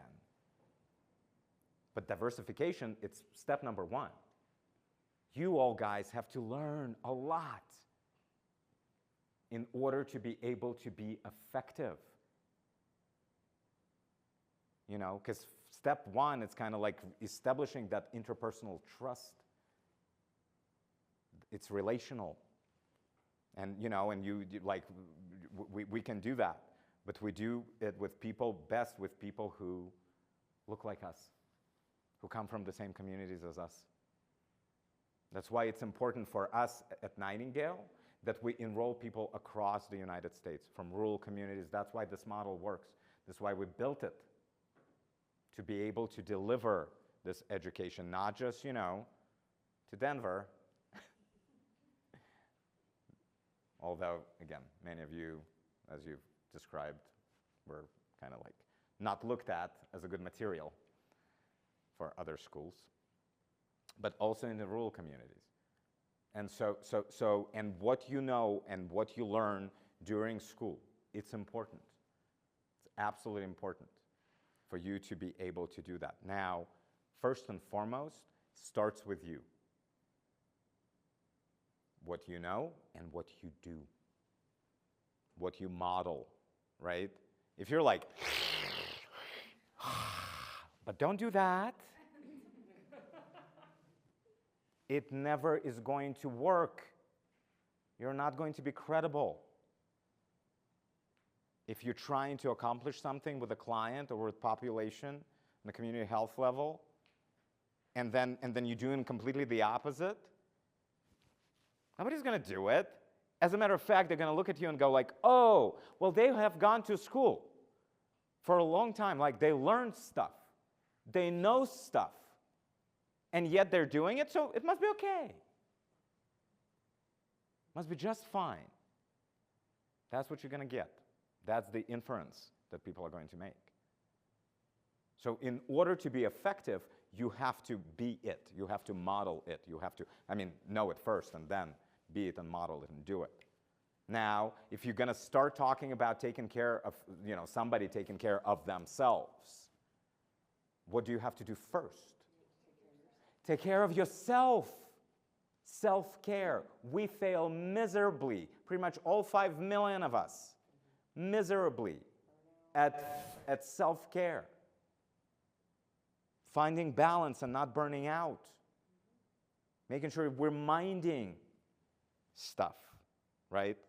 And sitting down and eating and actually being with your food rather than with, your brain elsewhere or running with that. Yes, drinking water. Good reminder. Thank you. We're in high elevation here. I'm used to it, but So, self-care is important. There's elements of the program that are all about self-care and your wellness. And please utilize that. Utilize resources. Go after that. Learn what's available to you so you can be well. And after you are well, that's how it's going to translate into the population that you work with, right? So that. The second one is behavior and lifestyle, and it's kind of segues nicely into that. Yeah. Health promotion, Zippo, doesn't exist. Do we go as practitioners, as nurses, even if we don't work in schools? And do we go and approach our local school and say, hey, how about you gather some, sixth graders, and I'll talk about them that, veggies are not poison. And that your, taste buds actually will adjust from French fries and all the ramen noodles. And some veggies you can get pretty cheaply. Something that's very nutritious, edamame, for example. It's like, edamame, that's such a foreign word. No. Is actually really good for you and has a lot of protein. Yeah. And after you've adjusted to it, very delicious. Yes, all sorts of flavor happening. Talking about the colors on the plate. Talking about all of that. That's health promotion and prevention of disease. It doesn't happen. And guess what? Those habits have to start when people are pretty young in order for them to carry that forward. And then go to their mom and dad and was like, hey, guess what I learned? It's not poison. The more colors, the better. Let's make it colorful. Can we make it colorful? And then the parents are like, okay, shit, school. but if only, right? If only that was taught and educated. And if only we took the time to do that. And yeah, no, probably nobody's going to pay you for it. You know what I mean? It has to be on you. To every once in a while, build that relationship, do that. Another thing that you can do is oh, yay, look at all the boys in the class. This is nursing is an amazing choice of profession for you. We need you in the profession. Come on, As a matter of fact, research shows that people usually make the decision about the rest of their life and career choice and all of that, kind of even on a subconscious level, at around 6th grade. That doing the career days in high school isn't as effective as doing them with kids. 6th grade. Okay, preventable, poorly managed chronic condition. Yeah, so preventable, yeah. It's that horror is not going to happen to me because I'm a super, whatever person. I'm the dragon. Tastes good. So that and poorly managed chronic conditions. This is another thing. You saw the prevalence of chronic conditions, right? How many people work in chronic conditions management? You guys, yeah, right now. I work at the end. I work in hospice, but. Okay, you work at your end of life care, yes. Long-term care, yeah. Good. Which deals with chronic conditions quite a bit. Now, remember Grey's Anatomy on TV? We don't need you there. Nope. There's plenty of other nurses for McDreamies and Steamies and whatever. We need you in community settings, community health. We will never turn the tide until we choose as a career path. We start choosing settings that actually can make a huge difference. Public health, community health, long-term care, skilled care, education, things like that. That's what's going to make a difference. And as a matter of fact, if we do a good job on that front end, guess what? We will not need as many people in acute care because people will not be ending up in acute care to begin with. The care will be cheaper. So we need to shift how we think about it. We need to shift our resources and again, and it's your choice. I understand you have choices, right, after you graduate because of such horrible shortages. But make your decisions based on the impact that you can have, not, on what's sexy and on TV. I don't know how the city of Chicago stands anymore, right? Between the med and the fire and the PD, and then Chicago won. It's a new thing. I'm like, oh my word, that poor city. Anyway, the system or the non-system, very reactive. This is kind of a segue from this to that, right? It's very reactive. It is built to be reactive. Reactive is expensive. Reactive is after something already has happened. This is the entire non-system is built on that. Because that's what's profitable as well. Right? It's like, we will feed you all the horrible stuff. So then we can give you all the horrible pills to fix what ails you. And then we'll, start treating that, the side effects of it, and on and on and on and on and on and on and on, and on until you're on, on a ventilator. COVID, yeah, horrible. Horrible, horrible, horrible bug. Horrible bug. Whom did it kill in droves? Older population, poorly managed chronic conditions population, obese population. So yeah, it was a contributing factor in the sea of comorbidities.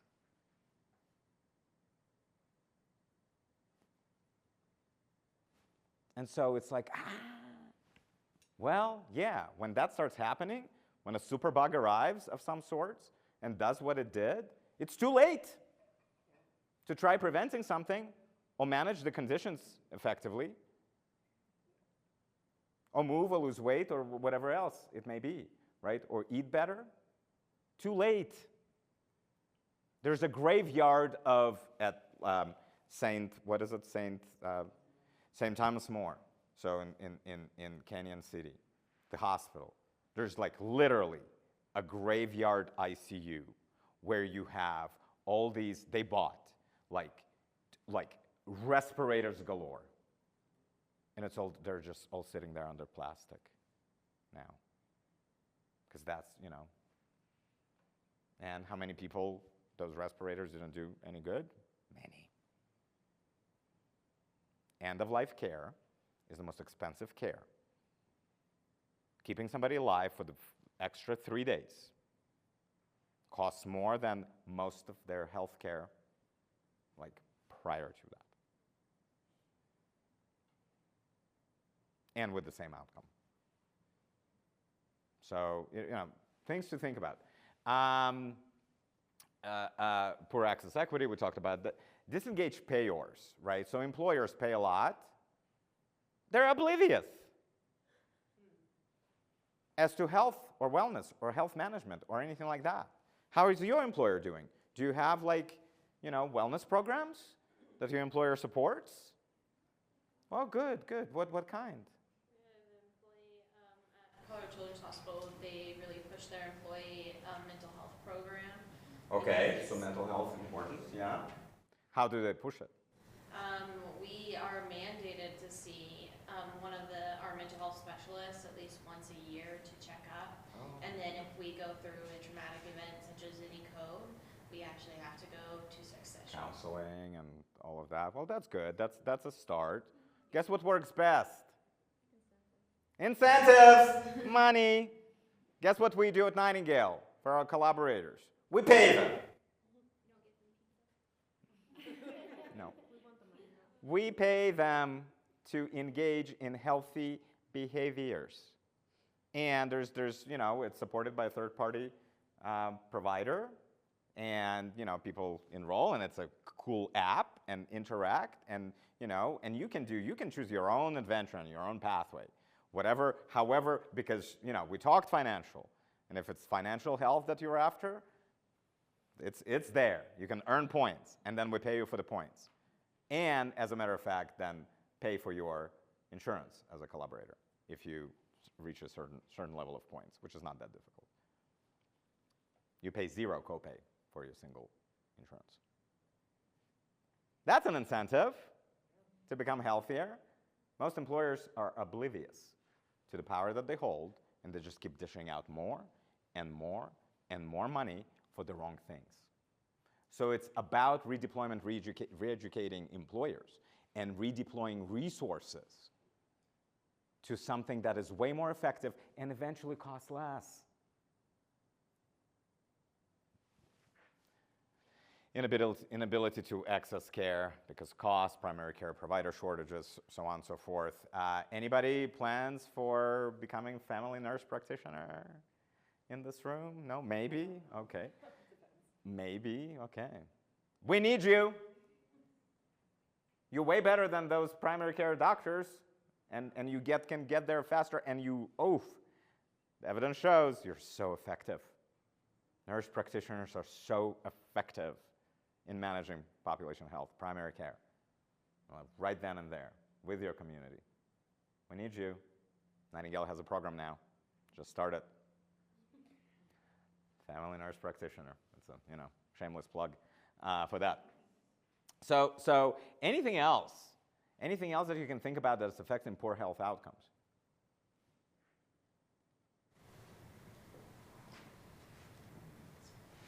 List is pretty long. Yeah. It's kind of there. That's systemic. The thing that I don't really see up there that's something that really needs to be paid attention to is the disabilities. Like, there's people, I mean, and if you read the fine print when you apply, it's like, well, are you disabled? But there's also a part of it where, a large part of the autistic community is truly scared of going to the doctor because they don't know what's going to happen, and because somebody's always talked down to them instead of talking to them like a human. Right. Meeting a client, meeting a patient on where they are. We talk constantly about meeting learners where they are, right? And again, implementing things but you're absolutely right. You have to, it's the relatable thing that has to be happening, right? It's that relationship with the provider that has to be there in order for, and nowhere can you establish, right? So in acute care, this is part of the problems with how, and even teaching, like on discharge teaching or anything like that in acute care, is that relationship is not there still, right? It's very episodic. It happens kind of like in spurs, and it doesn't continue on. Whereas in a community setting or a long-term setting or hospice setting, right, you actually get to know people, and then you become much more effective at managing and helping manage their health and managing their care. So again, it's important. So relatability of all kinds is important, right? I have one story for you with this, a disability. Deaf people, for example, there are very, very few deaf nurses, very few, because the system is like, nope, you can't do it, you're deaf, you're no good. We set out to prove that wrong at Nightingale. So there's what's her last name? Deanna's first name. Anyway. Yeah. There you go. So was a practical nurse for years. Applied across multiple schools to become an RN.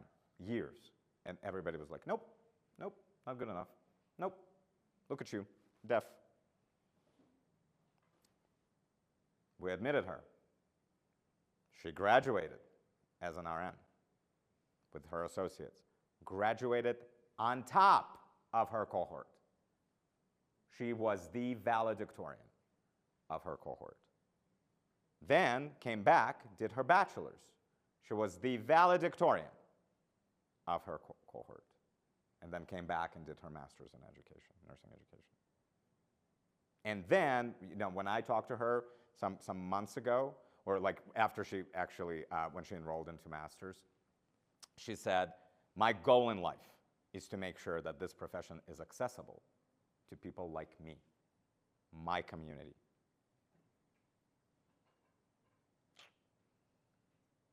How about you? What is your goal? What are you going to do? How are you going to learn? That's the question. Are you going to push past C+? Yeah, you should. You should. Okay, and then high spend. We talked about that, right? We pay for services, not for performance. This is how the system is set up. Very few things. Medicare, actually, through the Affordable Care Act, they have some of that pay for performance in through the accountable care organizations, ACOs. So read up on that if you don't know. But the vast majority of the system is more. Provide more services, you get paid more, right? And that you get more money, absolutely. And that is absolutely wrong because, again, remember the story of the non-broken arm. We paid for the cast. Well, I refused, but, again, that's me. They charged for the cast. They charged for that 15 minutes in the ER and misdiagnosed. I mean, it's all per, and when I said, well, like, do you think it's fair, us being there for 15 minutes? You, like, the extent of service is the blood pressure cuff goes on the arm, and then the misreading of the x-ray that were brought in. So do you think it's fair? Well, but we didn't charge you for the x-ray, they go. But this is a standard ER charge. Like, it shouldn't be. If I was in charge.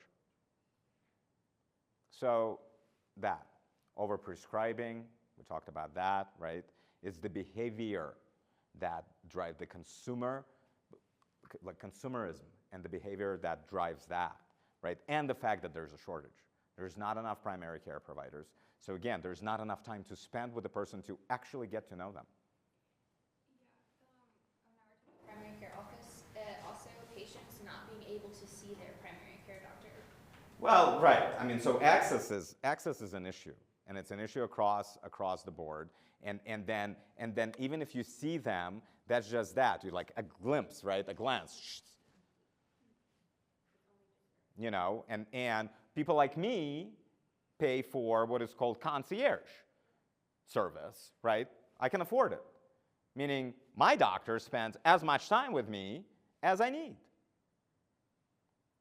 But I mostly don't go see them because I'm pretty healthy.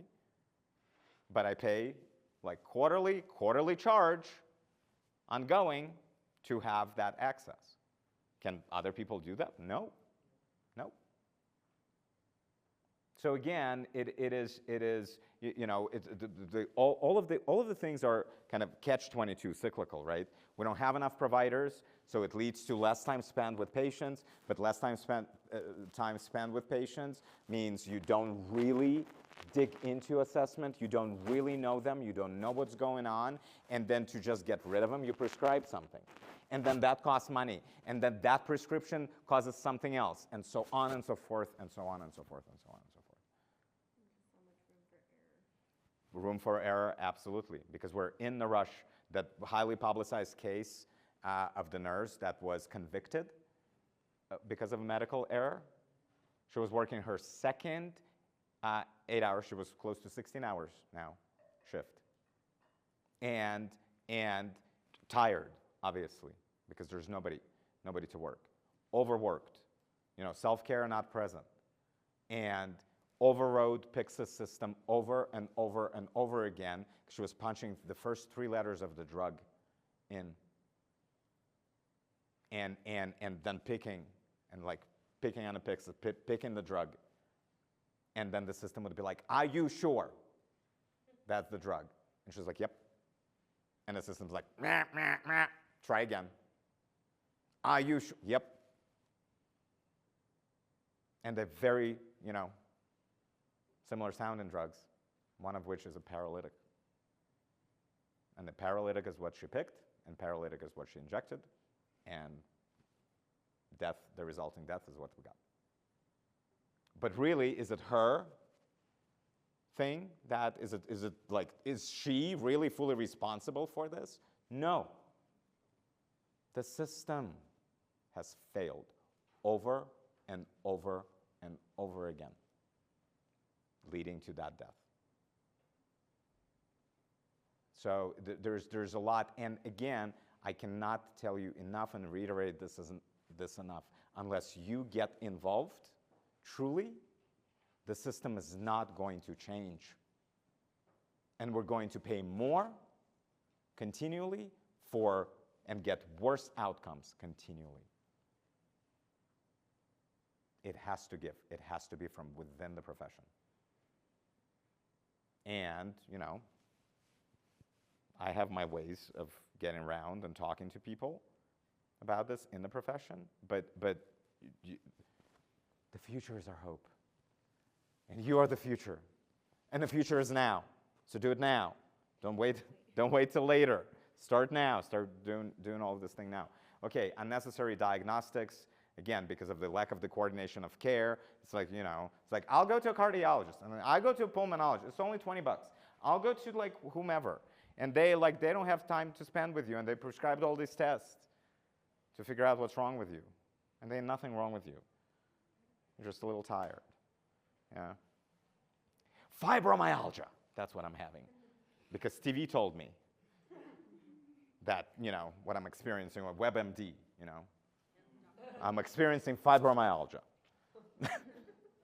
I'm telling you. Okay, so lack of care coordination, we talked about that. Provider shortages, we talked about that. Litigious society, right? I'm like, if you don't prescribe that, I'll sue you. Oh, just go away here. Go do it. Whatever. Administrative costs, we talked about that. Billing and paperwork, how much that costs. Numerous payers coordinated with numerous. Lack of that next thing should be, I probably should list it right up front. We as a profession, and I'm not going to sugarcoat it for you, have failed to date on our promise. Somehow we are still the most trusted, according to surveys, somehow whatever, but between you and me, we have failed, and we're continuing failing because we watch too much Grey's Anatomy. The glamour of drips. That's okay. Let's not get people on drips in the first place through that third bullet there. Health promoting, preventing disease, effectively managing chronic conditions. And I cannot stress this enough. Please, please, please, I go around the country and I talk with long-term care, you know, leaders and skilled leaders and rehab and geriatric care otherwise and chronic care providers. And they're like, I cannot get anybody, nobody's coming. I understand it's not as sexy, but it is so fulfilling to actually see, when you work in acute, you do not see the result of what you've done. You don't know even if it's going to be positive or negative because they're long gone from your care by the time, you know, the outcome happens, the final outcome. So, consumers, yeah? You know on Amazon, how you go on Amazon and you're like, if something is 2 cents less from this seller, the same item, I'm buying that one. Yeah, absolutely, yeah. 99 versus 97, it's like, oh no, it's $11.97, I'm getting that one. The population is oblivious as to how much healthcare services cost, especially those with insurance. There's no comparative shopping at all because you're not paying, the insurance is paying. Somebody else is paying. So it's like, oh, I don't care. It was like several years ago, hurt my shoulder. And I shopped. An MRI with contrast, and I actually had to do both. MRI with contrast, some providers, over $3,000. I did it for $475. Same quality, if not better. I just took some shopping, took some, you know, checking around. everything is priced. I mean, $1,385 just, you know, to be smiled at the ER. If they smiled at you, that's it, $1,385. Ouch! Thank you, Salt Lake Regional Medical Center, part of Steward Health. Population is overly optimistic, right? That's not going to happen to me. It's like, oh, yeah. I mean, mind you, cigarettes are like, what, $10 or something a pack? And then that scary pictures on it, you know? On a vape, it's still like the picture of peach, right? So you're like, oh, and people, again, I mean, we know, many of us, especially, you know, you guys, because you're on the sector, you're learning, you're doing all of that. You know what everything does. What movement does, and lack of it, what that does, what good nutrition does, and lack of it, what that does, and all of that, and yet we're like, our choices are horrible. And again, so you need to start making better choices for you and your family. Then you can start to be more effective with others. Effective health education is non-existent, not in schools, not in, you know, not anywhere. And then we just sit on our beds all the time. Look at you. I know we made you do it. I know. But that's what we do, right?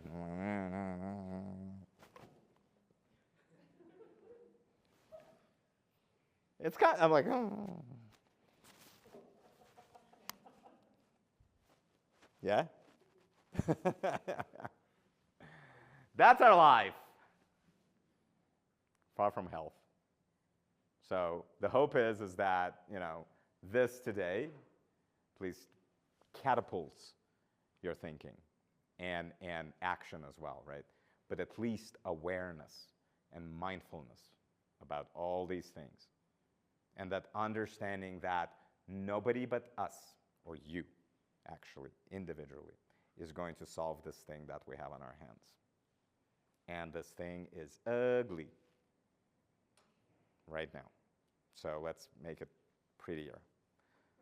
Better outcomes, more effective and more cost-effective care. That's ours to either solve or just let it be the way it is. What's going to be your choice? That's the question. And will you make that commitment to better? That's the question. So it's yours to answer to you. I mean, you know, if you want to email me and say like, oh, hey, Mikhail. I'm like, I'm in. Great. Bring it on. But if you're going to email me and it's like, oh, I don't like my grade. Well, I get those. Like, change my grade. I don't think it's fair. I'll be like, I don't think so. Moi has no such power. Right, Tamika? Nope.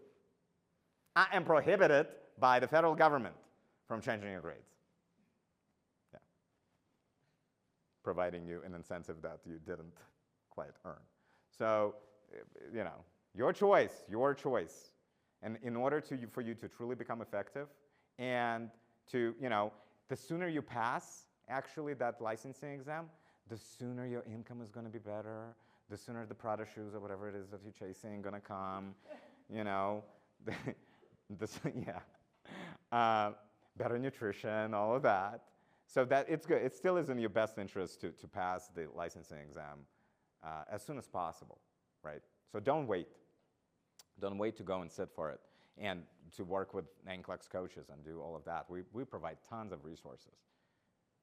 On the first attempt, on the second, whatever. We have, I think, what is it, 7th is the highest number? Or somebody, she was tenacious. She had horrible anxiety. And would come and be like paralyzed. 7th time, she passed. Resilience, that's what it's called. So but go and do it. Do it fast, do it right away, and then obviously, we'll tell you what we think of whether how prepared we think you are, but start getting prepared early, because that's available to you. So, and then get out there and start doing.